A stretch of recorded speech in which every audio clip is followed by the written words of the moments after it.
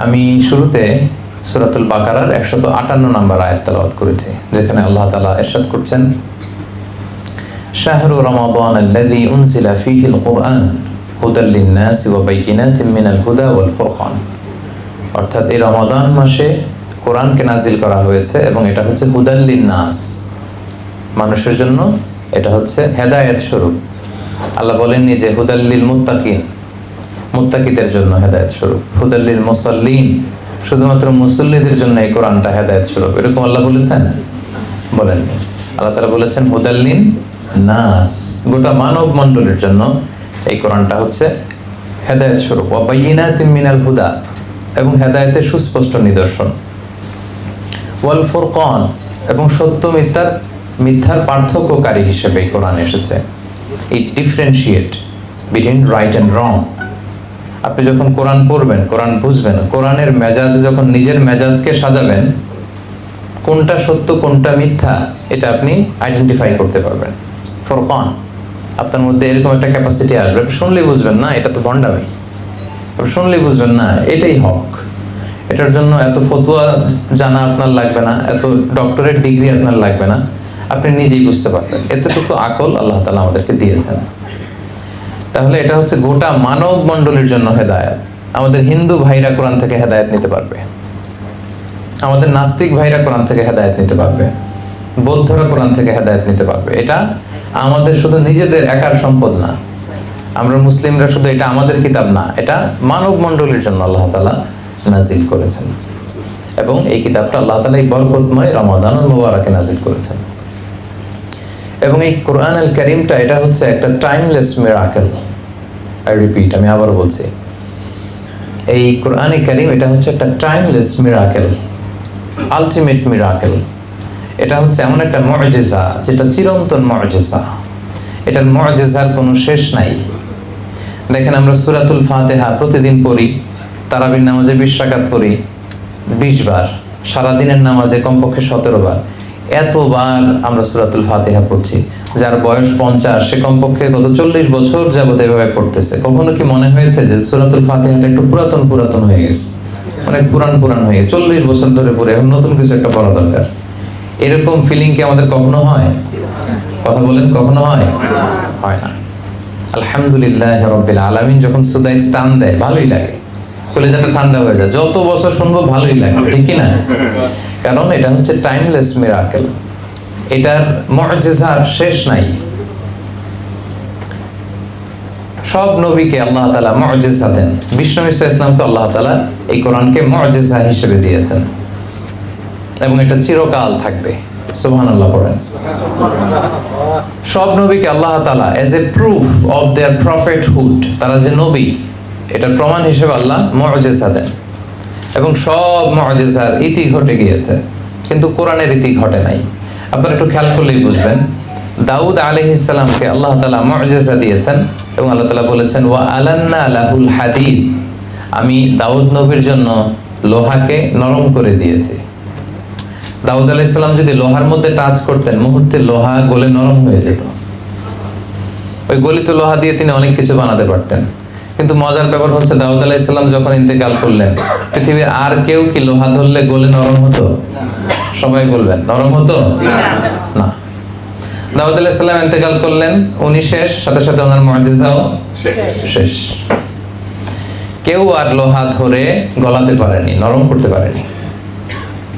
মূসা আলাইহিস সালামকে as a proof of his prophethood, তার নবুয়তের প্রমাণ হিসেবে আল্লাহ মুআজিজা দিয়েছিলেন একটা লাঠি। সবাই বলেন, কি দিয়েছিলেন? লাঠি। এটা গেড়ে দিলে গাছ হয়ে যেত, সাগরে বাড়ি মারলে আল্লাহর নামে রাস্তা হয়ে যেত, ফেরাউনের সামনে রেখে দিলে এটা হাইয়াতান তাসাআ, সাপ হয়ে যেত। মূসা আলাইহিস সালাম ইন্তেকালের পরেও বনি ইসরাইলের মাঝে এই লাঠিটা ছিল,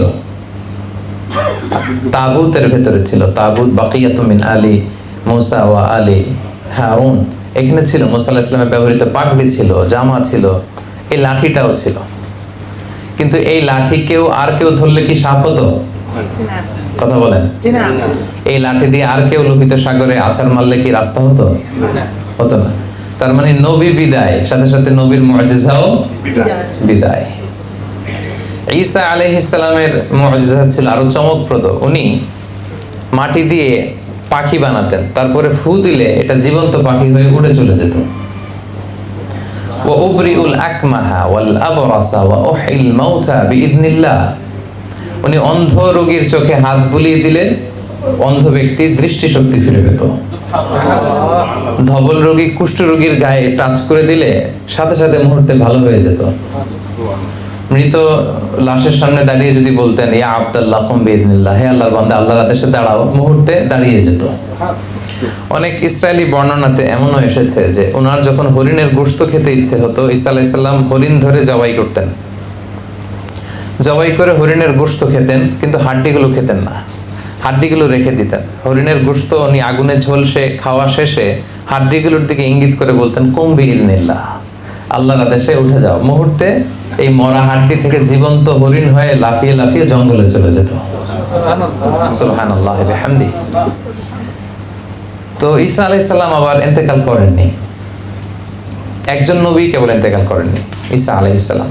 বাল রাফাআহুল্লাহ ইলাইহি, আল্লাহ তাআলা তার দিকে ওনাকে উঠিয়ে নিয়েছেন, উনি আবার আসবেন। তো ওনাকে মারার জন্য বনি ইসরাইলের লোকেরা এক লোককে পাঠালো, যাও তুমি ঈসাকে মেরে আসো।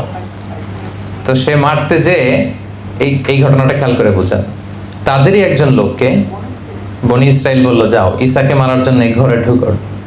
তো ঢুকার সাথে সাথে আল্লাহ তাআলা ঈসা আলাইহিস সালামকে বাল রাফাআহুল্লাহ, আকাশে উঠিয়ে নিলেন। আর যেই লোকটাকে মারার জন্য তারা কিলিং মিশনে পাঠালো, তার চেহারাটাকে আল্লাহ ঈসা আলাইহিস সালামের চেহারা করে দিলেন।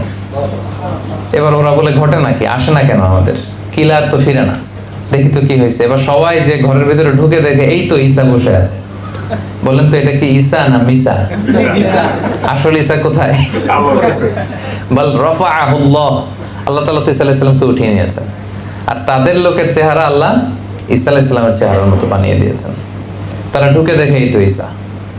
তো একে পরে এরা হত্যা করে শুলে চড়ায়। আল্লাহ বলেন না, ওমা কতালুহু ওমা সলাবুহু ওয়ালাকিন শুববিহা লাহু, তোমরা ঈসাকে হত্যাও করতে পারোনি, শুলেও চড়াতে পারোনি, বরং তোমাদের একজন লোকের চেহারাই আল্লাহ ঈসার চেহারা বানিয়ে দিয়েছে। তো ঈসা আলাইহিস সালাম ইন্তেকাল করেননি, উনি আকাশে আছেন, আবার আসবেন। তো এই যে ঈসা আলাইহিস সালামের মুজিজা, উনি মৃত লাশকে যদি বলেন দাঁড়াও, এটা জীবিত হয়ে যায়। ওনার ইন্তেকালের পরে পৃথিবীর কোনো পোপ, খ্রিস্টানদের যে পোপ, তারা যদি কোনো মৃত লাশের সামনে দাঁড়িয়ে বলে দাঁড়াও, দাঁড়াবে? কোনো লাশ দাঁড়াবে? অন্ধ কোনো লোকের চোখে হাত বুলিয়ে দিলে কি দৃষ্টি ফিরে পাবে?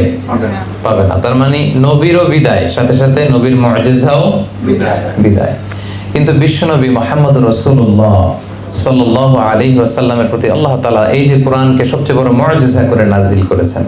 বিষ্ণু ঈসা ইসলাম ইন্তেকাল করেছেন, কোরআনকে ইন্তেকাল করেছেন। বিষ্ণু ঈসা ইসলাম বিদায় নিয়েছেন, কোরআনও তো বিদায় নিছে না? হ্যাঁ, কোরআন আছে না নাই? কোরআন কিন্তু আমাদের মধ্যে আছে। বিষ্ণু ঈসা ইসলাম চলে গিয়েছেন, কোরআন যায় নাই। বিষ্ণু ঈসা ইসলাম বিদায় নিয়েছে, কোরআন বিদায় নেয়নি। Up until the day of judgment, কিয়ামত পর্যন্ত এই কোরআন আমাদেরকে হেদায়েত দিয়েই যাবে। এজন্য আল্লাহ তাআলা বলেছেন হুদাল লিন্নাস শাহরু রমাদান আল্লাযী উনজিলা ফীহিল কুরআন হুদাল লিন্নাস, গোটা মানব মণ্ডলীর হেদায়েতের জন্য আল্লাহ তাআলা এই কোরআনকে নাজিল করেছেন। কিতাবুন আনজালনাহু ইলাইকা লিতুখরিজান নাসা মিনাল যুলুমাতি ইলান নূর। ও নবী, আমি অন্ধকারাচ্ছন্ন মানুষগুলোকে অনেকগুলো অন্ধকার থেকে একটি আলোর দিকে, আলোকবর্তিকার দিকে নিয়ে যাওয়ার জন্য এই কোরআনকে নাজিল করেছি। সুবহানাল্লাহ বিহামদিহি।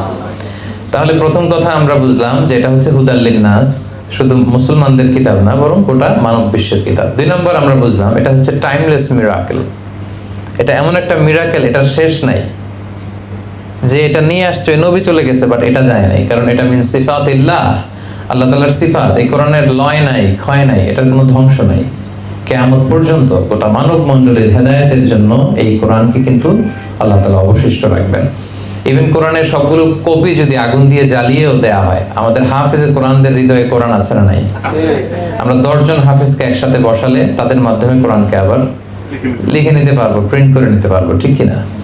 এজন্য এটা হচ্ছে টাইমলেস মিরাকেল। 2 নম্বর কথা হচ্ছে এই কোরআন হচ্ছে the most relevant book to human being. এই পৃথিবীর সবচাইতে ইন্টারেক্টিভ, জীবন ঘনিষ্ঠ, মানব ঘনিষ্ঠ এবং চির প্রাসঙ্গিক একটা কিতাব হচ্ছে কোরআন। কিতাবটার নাম কি? কোরআন। এটা চিরপ্রাসঙ্গিক, খুবই জীবন ঘনিষ্ঠ। তার প্রমাণ, পৃথিবীর সবগুলো আসমানি কিতাব একবারে নাজিল হয়েছে, এটা আপনারা জানেন? তাওরাত মুসা আলাইহিস সালামের কাছে নাজিল হয়েছে তুর পাহাড়ের উপরে ফলকে করে, একবারে যা দেয়ার একবারে আল্লাহ তাআলা দিয়ে দিয়েছেন। মুসা নাও, এটা তাওরাত। দাউদ আলাইহিস সালামের প্রতি নাজিল হয়েছে জাবুর কিতাব, একবারে এট এ টাইম, একবারে নাজিল হয়েছে। ঈসা আলাইহিস সালামের প্রতি নাজিল হয়েছে ইনজিল, একবারে। কোরআন তো নাজিল হয়েছে একবারে, তাই না? দু একজন বলছে না, বাকিরা একটু কনফিউশন আছে। তাওরাত, জাবুর, ইনজিলের মতো কোরআনও একবারে হেরা গুহাতে রাসূল সাল্লাল্লাহু আলাইহি ওয়াসাল্লামের কাছে 30 পারা জিবরাইল আলাইহিস সালাম দিয়ে গেছে। এই না একবারে কয় বছরে?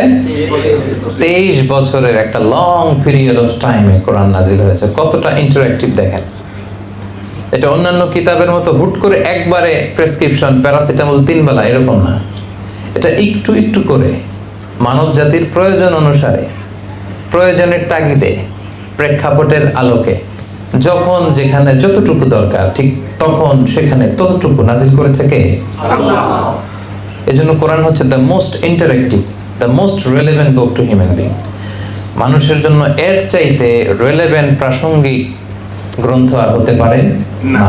এই কোরআন কখনো নাজিল হয়েছে হেরা পর্বতের চূড়ায় 634 মিটার উঁচু সমতল থেকে, কখনো পাহাড়ে, কখনো নাজিল হয়েছে মরুভূমিতে কোরআন, কখন নাজিল হয়েছে বাজারে, রাসূল সাল্লাল্লাহু আলাইহি ওয়াসাল্লাম বাজার করতেছেন, দরকার হয়েছে আয়াত নাজিল হয়েছে।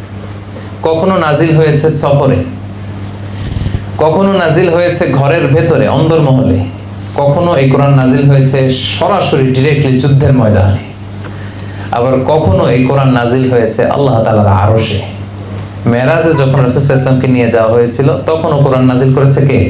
আল্লাহ। তার মানে রাসূল যেখানে কোরআনও সেখানে। বুঝতে পারছেন কথা? এটা কেন ইন্টারঅ্যাক্টিভ, কেন 23 years a long period of টাইমে কোরআন নাজিল হলো? কারণ এটা খুবই চিরপ্রাসঙ্গিক, জীবন ঘনিষ্ঠ। রাসূল সাল্লাল্লাহু আলাইহি ওয়াসাল্লাম ওনার জীবনে, ওনার পরিবারে, ওনার সমাজে, ওনার রাষ্ট্রে যখনই সংকটের মুখোমুখি হয়েছে তখনই সমাধান নিয়ে হাজির হয়েছে কোরআন। এজন্য সমাধান যদি আমাদেরকে পেতে হয়, সলিউশন যদি আমাদেরকে পেতে হয়, কোরআনের সাথে আমাদের অ্যাটাচমেন্ট বাড়াতে হবে। এটা অন্যান্য কিতাবের মতো একবারে নাজিল হয়নি, এটা হুট করে নাজিল হয়ে যায়নি। এটা 23 বছরের লম্বা সময়ে প্রেক্ষাপট অনুসারে, প্রয়োজনের তাগিদে, নাজমান নাজমান কালিলান কালিলান হাসবা হাওয়াইজিল বাশার, মানুষের প্রয়োজনের তাগিদে, যখনই ক্রাইসিস তখনই কোরআন, যখনই সংকট তখনই কোরআন। এটা বেশি ভালো হয়েছে না? একবারে যদি হইতো এটা তো ইন্টারঅ্যাক্টিভ হইতো না। যখনই সমস্যা তখনই কথা বলে কোরআন, যখনই সমস্যার সলিউশন নিয়ে হাজির হয়। তাহলে আমরা বুঝলাম কোরআন হচ্ছে হুদাল লিন্নাস, মানব মণ্ডলীর জন্য হেদায়েত। আমরা বুঝলাম এটা হচ্ছে টাইমলেস মিরাকেল, এটার অলৌকিকত্বের শেষ হবে না কখনো। 3 নম্বরে আমরা বুঝলাম এটা the most relevant and interactive book ever for human being, মানুষের জন্য সবচাইতে প্রাসঙ্গিক ইন্টারঅ্যাক্টিভ একটা কিতাব। এবং যখনই আমাদের crisis, it's a problem solving methodology হিসেবে, প্রবলেম সলভিং বুক হিসেবে সমাধান নিয়ে আমাদের সামনে হাজির হয়। এরপর কোরআন হচ্ছে আমাদের গাইড টু সাকসেস। আমরা যদি সফল হতে চাই এই জীবনে, কোরআন হচ্ছে আমাদের গাইড বুক। আমি প্রশ্ন করব, আপনারা উত্তর দেন। বলেন তো, এই পৃথিবীতে সবচাইতে সফল ব্যক্তি কে? এই 3-4 জন বলতে পারছে যে মুহাম্মদ রাসূলুল্লাহ সাল্লাল্লাহু আলাইহি ওয়াসাল্লাম। বাকিদের মতে কে বলেন? এই পৃথিবীতে সবচাইতে সফল ব্যক্তি কে আপনার মতে? বলেন তো। এবার উত্তর দেওয়ার সংখ্যা আরো কয়েকজন বাড়ছে। এবার পেছনে যারা উত্তর দেন নাই বলেন, আপনাদের মতে এই পৃথিবীতে সবচাইতে সফল ব্যক্তি কে? বলেন তো। কোনো সন্দেহ আছে? এই যে মাইকেল এইচ হার্টের নাম শুনছেন না? একটা বই লিখে বিখ্যাত হয়েছেন, দি 100 নামে একটা বই, the most influential person in history. সেখানে তিনি পৃথিবীর 100 জন মহামনীষী সফল ব্যক্তিদের তালিকা করেছিলেন। সেখানে তালিকায় 1 নম্বরে রেখেছিলেন কার নাম? মুহাম্মদ রাসূলুল্লাহ সাল্লাল্লাহু আলাইহি ওয়াসাল্লাম। তাহলে উনি যে পৃথিবীর সবচেয়ে সফল ব্যক্তি ছিলেন, এই ব্যাপারে কি সবাই একমত? দ্বিমত নাই কেউ? সবাই একমত?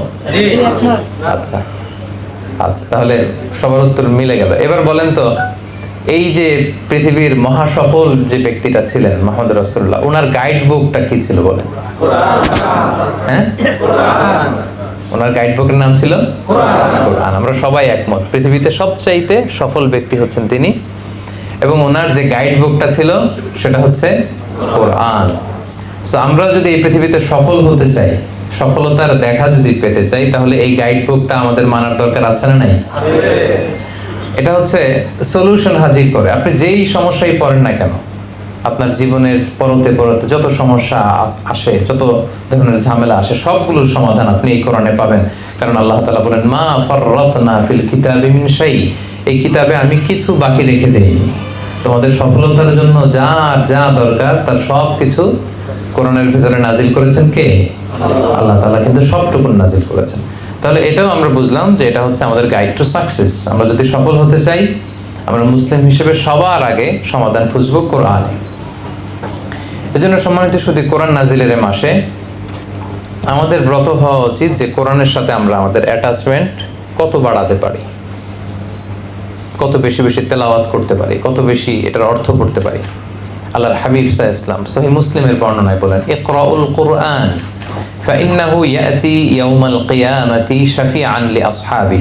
তোমরা বেশি বেশি কোরআন তেলাওয়াত করো, কেননা এই কোরআন তেলাওয়াতকারীর জন্য কিয়ামতের দিন এই কোরআন আল্লাহর সামনে শাফাআতকারী হিসেবে আবির্ভূত হবে। শাফিআন লিআসহাবি, আপনার জন্য সুপারিশ করবে, আপনার পক্ষে কোরআন আল্লাহর সাথে বিতর্ক করবে। সুবহানাল্লাহ। সে বলবে, আল্লাহ এই তেলাওয়াতকারীকে তুমি ক্ষমা করো, আল্লাহ তাকে তুমি জান্নাত দাও। যতক্ষণ না তাকে আল্লাহ তাআলা জান্নাতি হিসেবে ঘোষণা না দিবে, এই কোরআন আল্লাহর সামনে তর্ক করতেই থাকবে। সুবহানাল্লাহ পড়বেন না? সুবহানাল্লাহ। ইকরাউল কুরআন ফাইন্নাহু ইয়াতি ইয়াউমাল কিয়ামাতি শাফিআন লিআসহাবি। এই কোরআন কিন্তু আমাদের জন্য সুপারিশকারী হয়ে আসবে সম্মানিত ভাইরা, এবং এই কোরআন অধ্যয়নের মধ্যেই রয়েছে আমাদের আলোক স্নাত মুক্তি। এজন্য আমরা এই কোরআন নাজিলের মাসে বেশি বেশি যেন কোরআন তেলাওয়াত করি। আপনারা প্রতিদিন কোরআন তেলাওয়াত করেন তো নাকি? সবাই করেন? হ্যাঁ, করেন না অনেকে? না, যারা করেন না একটু কোরআন তেলাওয়াত করার চেষ্টা করবেন। কোরআনের প্রতি আমাদের কিছু দায়িত্ব আছে। হ্যাঁ, কোরআনের জন্য জীবন দিয়ে দিব, রক্ত দিয়ে দিব, এই যে আবেগটুকু আমাদের সবার আছে, কিন্তু আমরা কোরআনের প্রতি যে দায়িত্ব আছে, ওয়াজিবুনা নাহওয়াল কোরআন, এটা পালন করতে চাই না। আজকে এই দায়িত্বটুকু, আপনাদের দায়িত্বটুকু আপনাদেরকে বুঝিয়ে দিব যে কোরআনের প্রতি আমাদের আসলে দায়িত্বটুকু কি। 7টা দায়িত্ব আছে কোরআনের প্রতি আমাদের। 7টা দায়িত্বের কথা আজকে আমরা এখানে উপস্থাপন করবো ইনশাআল্লাহ। এই যে এই কোরআনের কথা শুনলাম, এটা টাইমলেস মিরাকেল, এটা সলিউশন হাজির করে, এটা এত মহিমান্বিত, এটা লৌহে মাহফুজ আল্লাহ সংরক্ষণ করেছেন, এটা আমাদের জন্য সুপারিশ করবেন। এটা আল্লাহ সব কিছুর উপর নাজিল করতে চেয়েছিলেন, পরে আমাদের উপর নাজিল করেছেন। এই কোরআনের প্রতি আমাদের 7টা দায়িত্ব আছে। কয়টা? এই 7টা দায়িত্ব আজকে আমরা শেয়ার করবো। 1 নম্বর দায়িত্ব হচ্ছে, মনোযোগ দিয়ে শুনতে হবে, 1 নম্বর দায়িত্ব হচ্ছে রিসাইটেশন উইথ তারতিল। আল্লাহর কোরআনকে ইচ্ছা মতো তেলাওয়াত করা যায় না। আপনি পৃথিবীর যে কোনো বই খুললেই কিভাবে পড়তে হয় আপনি পড়তে পারবেন, কিন্তু কোরআন যখন পড়তে চান তার একটা নিয়ম নীতি আছে। কোরআন বলে, ওয়ারাত্তিলিল কুরআনা তারতিলা, কোরআনকে তারতিলের সাথে তেলাওয়াত করতে হবে, ধীর স্থির ভাবে কোরআন তেলাওয়াত করতে হয়। অনেকে রমাদানে কোরআনের খতম ওঠানোর জন্য কোরআনকেই খতম করে দেয় একেবারে। কি যে পরে, বিশেষ করে আমাদের বাংলাদেশে আপনি যদি দেখবেন, আমার আত্মীয় স্বজনের মধ্যেও কিছু আছে, আমাকে বলে, মানে খুব আনন্দের সাথে যায়, 7 খতম দিছে, আপনি 10 খতম দিছে, এরকম আত্মীয় আছে আমার। কয় খতম দিছে? তার মানে উইদিন 3 days he completed 1 খতম। প্রতি 3 দিনে 1 খতম দিতে হলে প্রতিদিন পড়া লাগে কয় পারা? 10। চিন্তা করছেন কি ডেডিকেশন, কি এফোর্টটা দিছে, কিন্তু তেলাওয়াতের অবস্থা একেবারে জঘন্য। তো যদি এরকম হয় তাহলে রুব্বা কারিন লিল কোরআন ওয়াল কোরআন ইয়ালআনুহু, কোরআনের অনেক আবৃত্তিকারক বা তেলাওয়াতকারী আছে যারা কোরআনের রহমত না পেয়ে কোরআনের লানত পায়। দিছে কয় খতম? 10 খতম। হাসিল করছে কি? লানত। ফলাফল শূন্য, মাইনাস একেবারে। সম্মানিত ভাইরা, এজন্য ওয়ারাত্তিলিল কোরআনা তারতিলা, মনোযোগ দিয়ে শোনেন, তাড়াহুড়ো করে তেলাওয়াত করবেন না। আমাদের বাংলাদেশে তারাবিরও বেহাল দশা। আমরা গত অনেক বছর বলতে বলতে এখন মানুষের মধ্যে জনপরিসরে কিছুটা সচেতনতা তৈরি হয়েছে। এখন অনেক মসজিদেই ওনারা বলে যে না, আস্তে আস্তে পড়তে হবে, আগে যে আলহামদুলিল্লাহ রাব্বিল আলামিন বলে ওয়ালাদ-দাল্লিন আমিন, এরপর আবার আরেকটা দিয়ে আল্লাহু আকবার চলে যেত। এই যে প্রতিযোগিতা, তাড়াহুড়ো করার প্রতিযোগিতা না, কোরআন কিন্তু আপনাকে লানত দিবে। ধীরস্থির ভাবে কোরআন তেলাওয়াত করতে হবে। খতম উঠাইতে যে কোরআনকে খতম করা যাবে না। তেলাওয়াতের গুণগত মান আপনাকে নিশ্চিত করতে হবে, সম্মানিত ভাই এবং বোনেরা। এবার আপনি নিজের সাথে মিলান যে আপনি কিভাবে তেলাওয়াত করেন।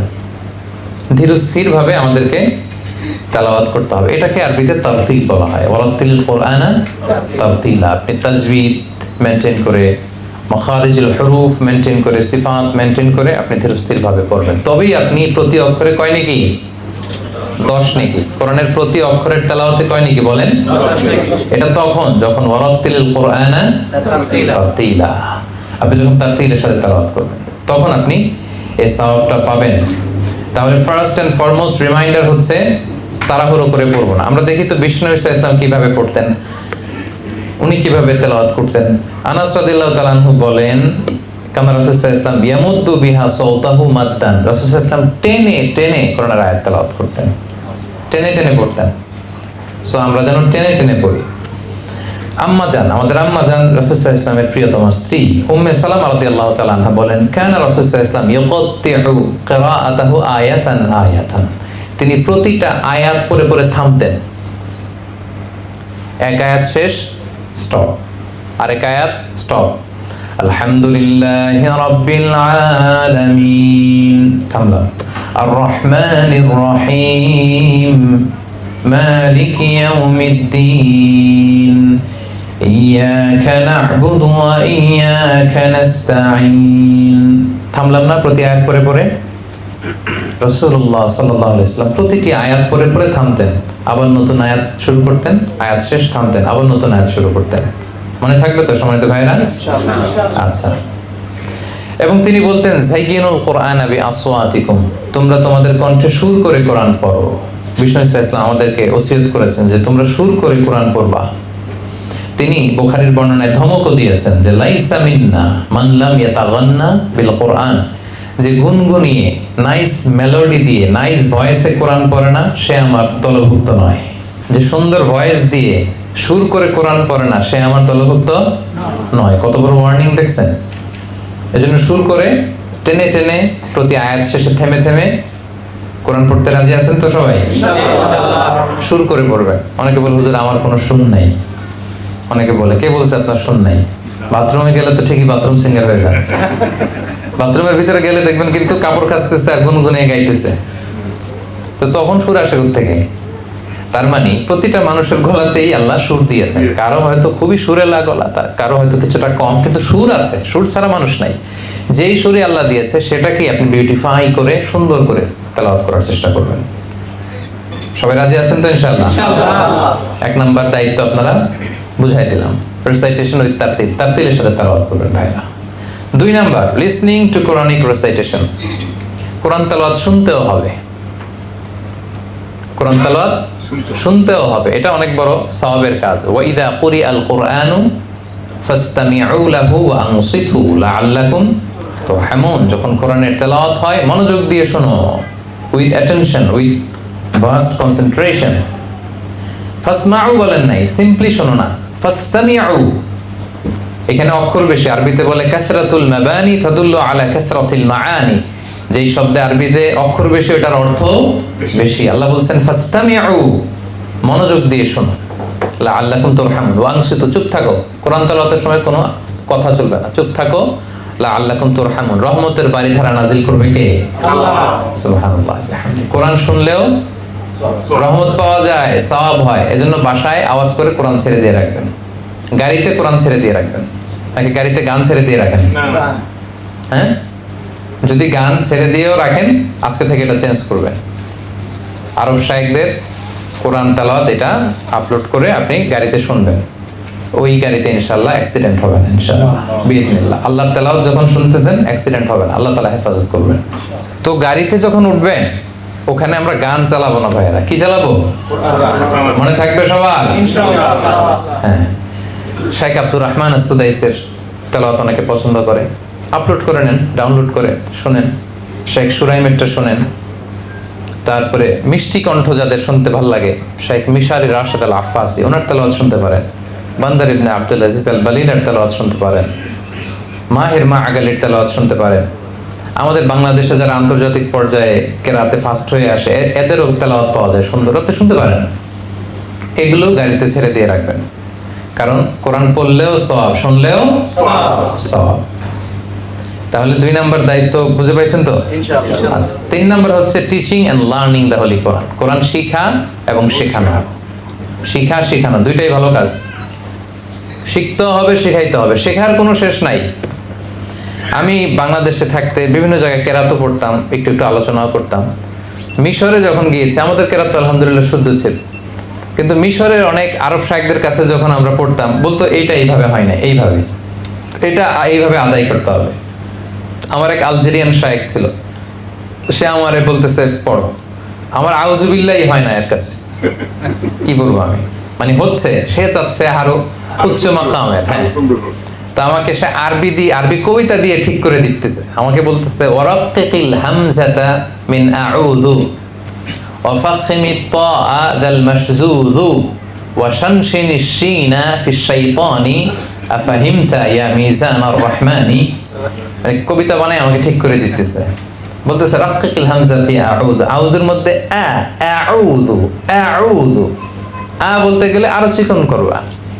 ফাখমিত তা, তাটারে মোটা করবা। মিনাশ শাইতান, তা মোটা করবা। ওয়া শানশিনিশ শিনা ফিশ শাইতানি, আর আশ-শাইতানের মধ্যে আশ আশ এরকম একটা আওয়াজ হবে।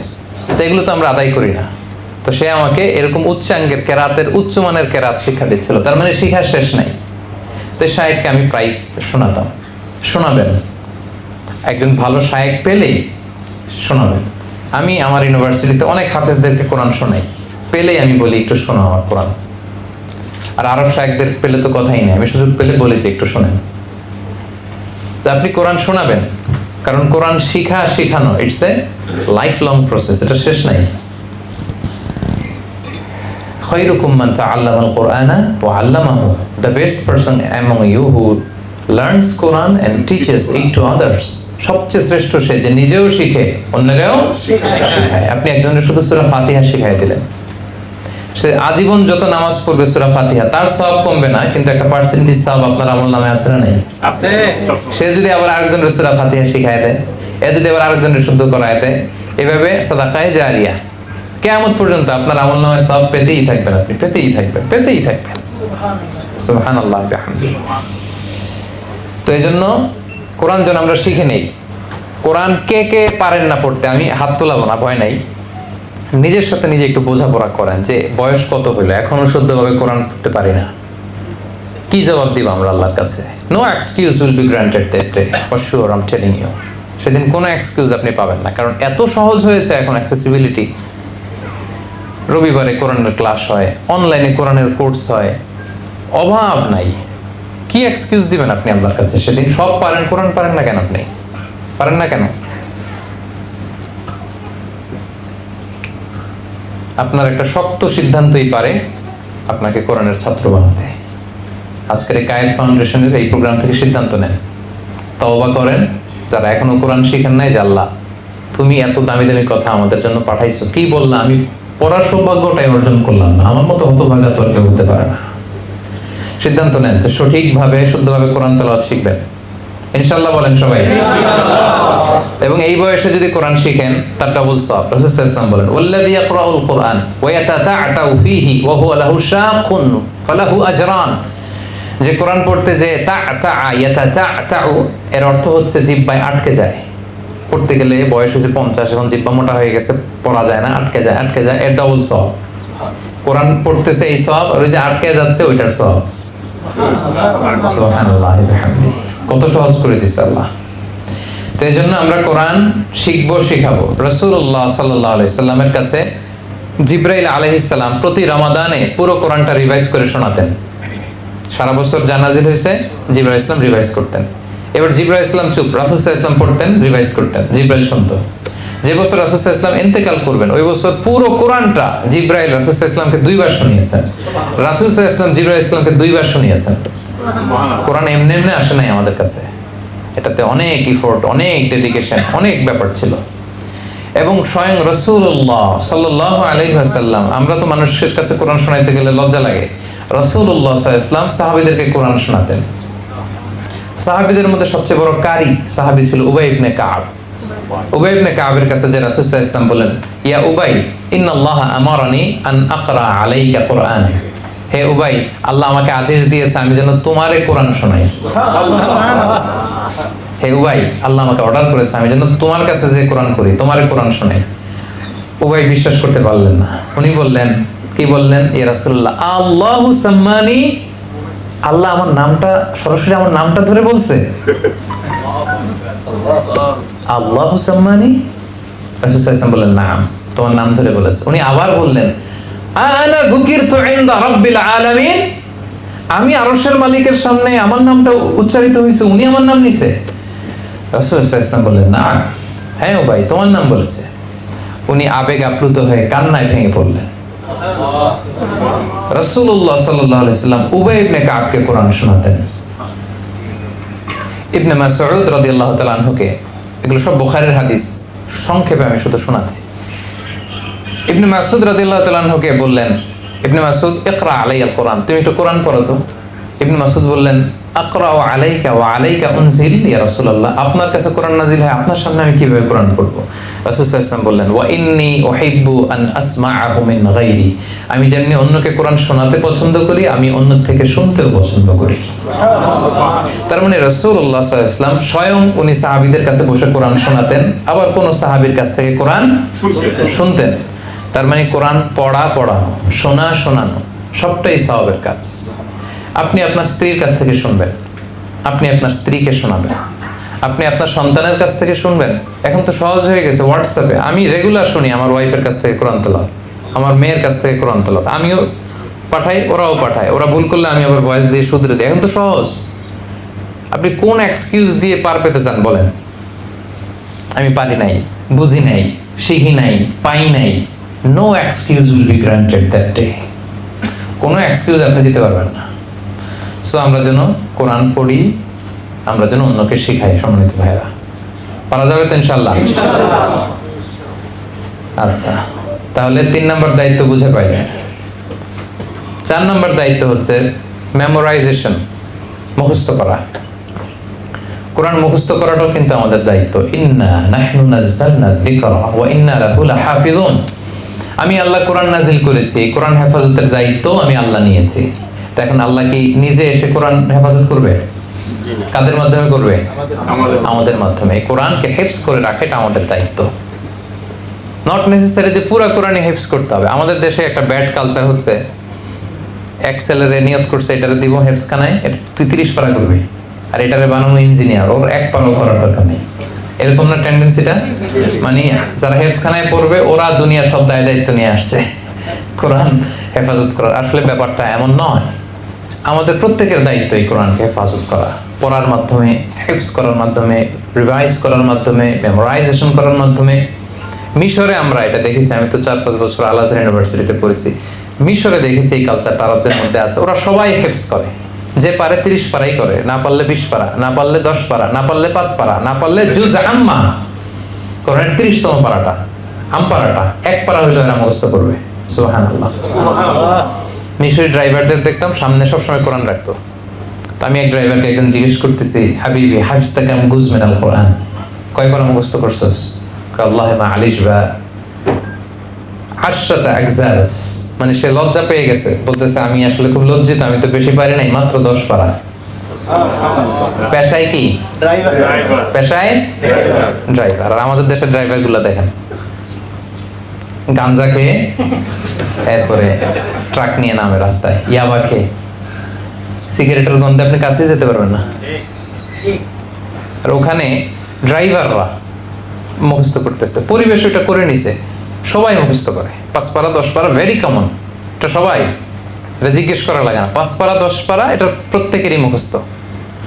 তো এই ট্রেডিশনটা আমাদের নাই। এবং দেশের বাইরে বিভিন্ন জায়গায় কিন্তু পার্ট টাইম তাহফিজ সেন্টার আছে। আমার ছেলে ইঞ্জিনিয়ার হোক না, অসুবিধা কি? ও লয়ার হোক না, অসুবিধা কি? ও পার্ট টাইম তাহফিজ করবে, 5 পারা 10 পারা যতটুকু পারে মুখস্থ করবে। তো এটা পারা যাবে না আমাদের? বেশি না পারি আমরা ছোট ছোট সূরাগুলো মুখস্থ করতে পারবো না? কথা বলেন। সূরাতুদ দুহা, সূরাতুশ শামস, সূরাতুল আ'লা, এগুলো মুখস্থ করতে পারবো না আমরা? তা আমরা যেন কিছু অংশ মেমোরাইজ করি কোরআনের। একটা নিয়ত করেন না আপনি, আপনার শক্ত সিদ্ধান্তই পারবে আপনাকে জান্নাতের দিকে এক ধাপ এগিয়ে নিতে। শক্ত সিদ্ধান্ত, but the decision is yours. সিদ্ধান্ত আপনার। ফায়ুলবাসু তাজাল কারামা, আপনাকে একটা স্পেশাল ক্রাউন পরানো হবে কোটি মানুষের সামনে কিয়ামতের দিন যারা কোরআন হিফজ করবে। এজন্য নিয়ত করেন ছেলেমেয়েদেরকে হাফেজ বানাবেন। নিজে না পারলেও হাফেজ ছেলেমেয়েদের বাবা মা তো হতে পারবেন, কি বলেন? ইনশাআল্লাহ বিইذنিল্লাহ। এবং আল্লাহর হাবিব সাল্লাল্লাহু আলাইহি ওয়াসাল্লাম বলেছেন যারা কোরআন হিফজ করে তারা আহলুল্লাহি ওয়া খাসাতু, আল্লাহর স্পেশাল মানুষ, কাছের মানুষ। আমরা যেন কোরআন হিফজ করি। কোরআনের প্রতি 4 নম্বর দায়িত্ব হচ্ছে কোরআনকে হিফজ করে রাখা, memorisation of the holy book of the Quran. যতটুকু পারি আমরা নিয়ত করি। এটা তাদের জন্য যারা ভালো রিডিং পড়তে পারেন, কিছু মুখস্থ করছেন, তারা আরো মেমোরাইজেশনের অংশ আরো বাড়াবেন। এখন থেকে পারা যাবে ইনশাআল্লাহ। সবাই আওয়াজ করে বলেন ইনশাআল্লাহ।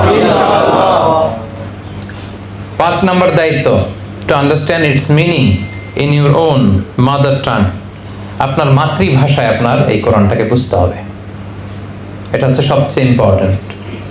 খেয়াল করে শুনুন, নিজ মাতৃভাষায় কোরআন বোঝা। কারণ আল্লাহ তাআলা যা বলার সব বলে দিয়েছেন। যা আসমান থেকে নাজিল হওয়া সব নাজিল হয়েছে। নতুন করে কিছু নাজিল হবে না?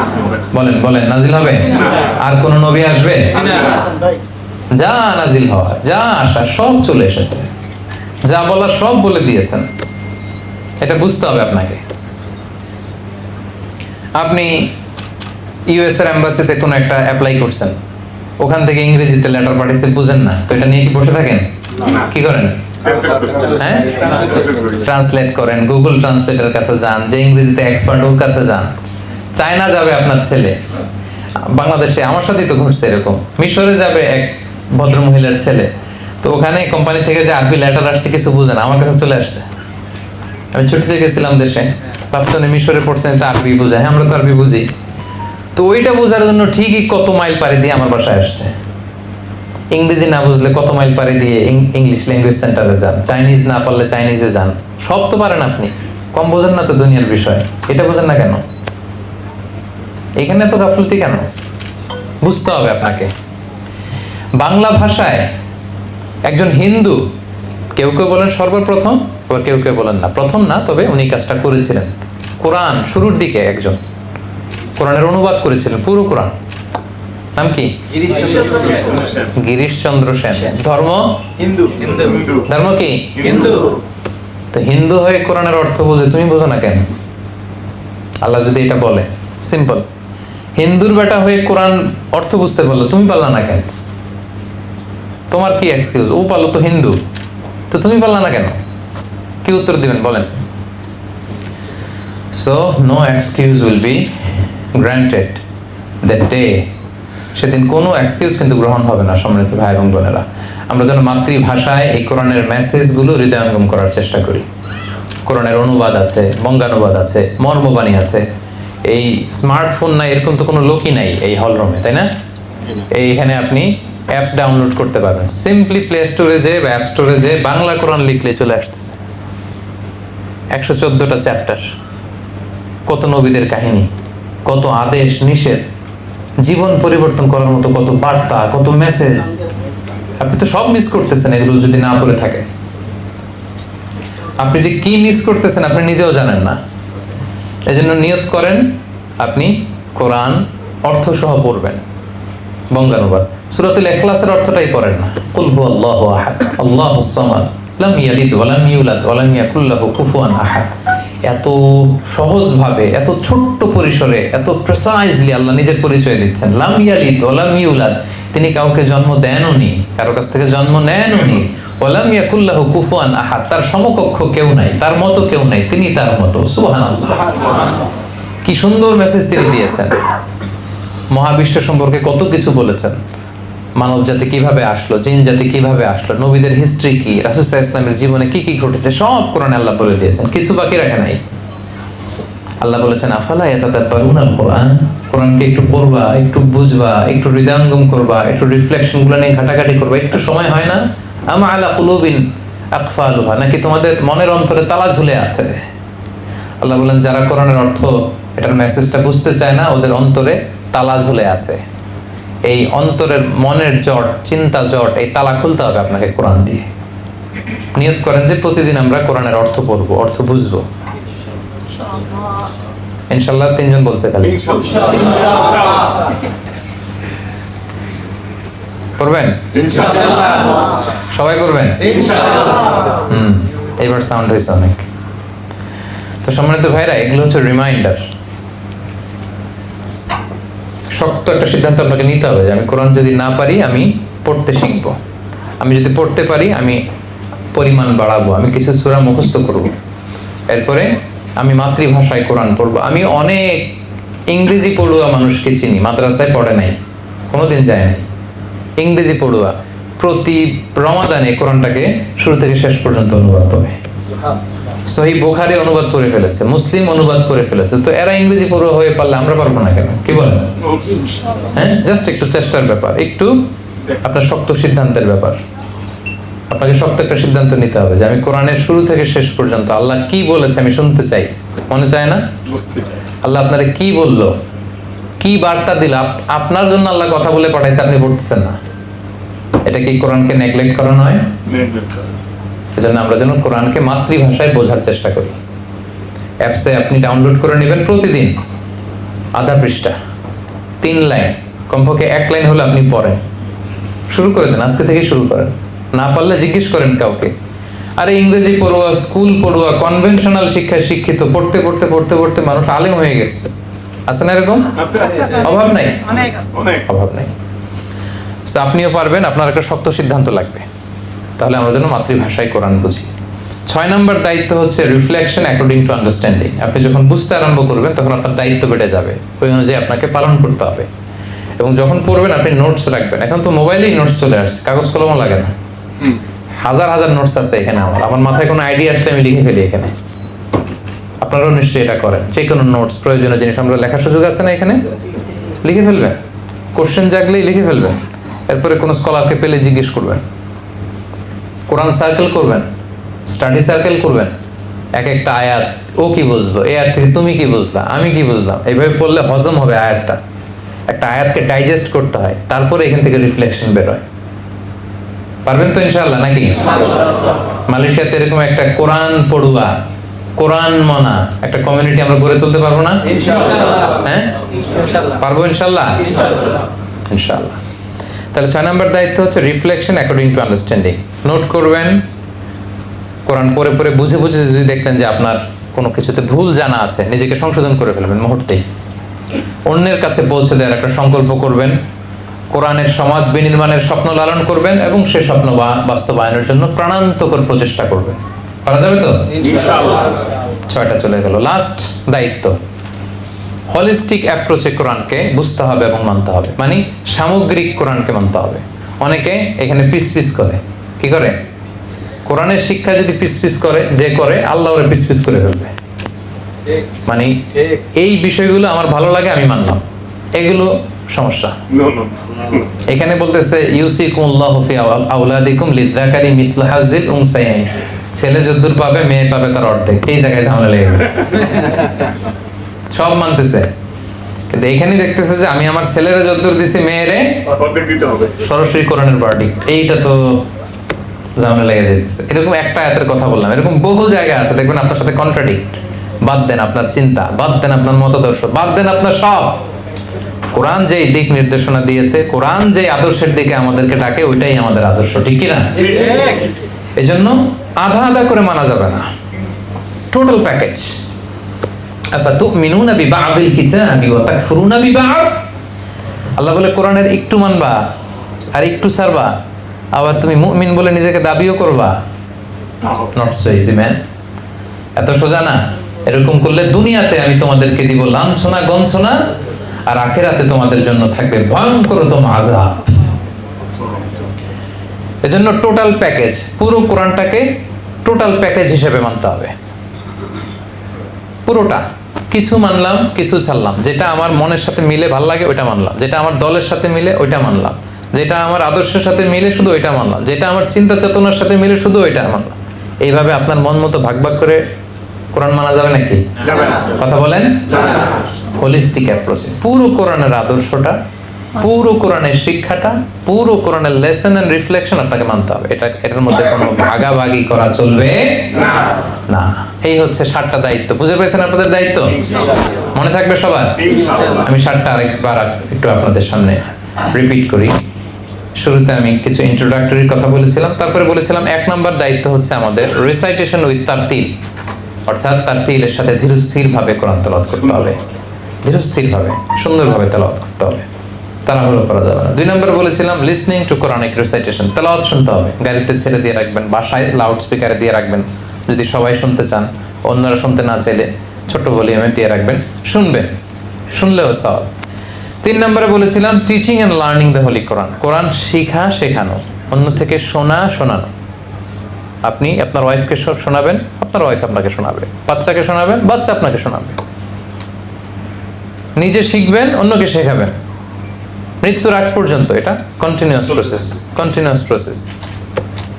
আপনি যদি সূরা ফাতিহাটা পারেন, গ্রামে গেলে বাচ্চাদেরকে বলবেন যেই সূরা ফাতিহা শোনাবে ওরে 50 টাকা দিব। পারা যাবে না? দেখবেন পাগলের মতো বাচ্চারা এসে সূরা ফাতিহা শোনাইতেছে, 50 টাকা করে দিয়ে দিবে।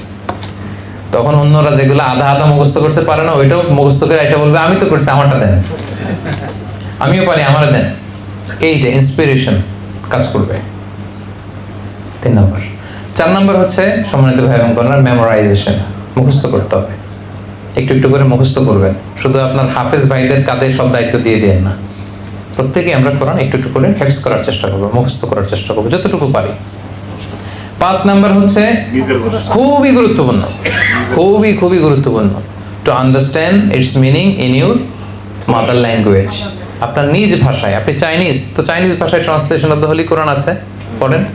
আপনি ইংরেজি বোঝেন, ইংরেজিতে আছে। বাংলায় বোঝেন, বাংলায় আছে, পড়ে। মাতৃভাষায় আল্লাহ তাআলা আপনাকে কি বলতে চেয়েছেন এটা একটু বুঝবার চেষ্টা করেন। 6 নম্বর রিফ্লেকশন অ্যাকর্ডিং টু আন্ডারস্ট্যান্ডিং, যা বুঝলেন সেটা মানার চেষ্টা করেন। সব শেষে হচ্ছে হোলিস্টিক অ্যাপ্রোচে মানবেন। কিছু মানবো, কিছু মানবো না, এরকম ভাগাভাগি করবেন না ভাইয়া। কমপ্লিটলি পুরো কোরআনকে কমপ্লিটলি আমাদের মানতে হবে। পারা যাবে তো ইনশাআল্লাহ? আরো আওয়াজ করে সবাই পড়েন ইনশাআল্লাহ। আমরা আল্লাহ তাআলার কাছে কামনা করি যে কোরআনের প্রতি আমাদের যে দায়িত্ব, ওয়াজিবুনা নাহওয়াল কোরআন, এই ব্যাপারে যতগুলো পয়েন্ট শুনলাম, আল্লাহ তাআলা সর্বপ্রথম এগুলো আমাকে এবং পাশাপাশি আপনাদের সবাইকে আমল করার তৌফিক দান করুক, আমরা বলি আমিন।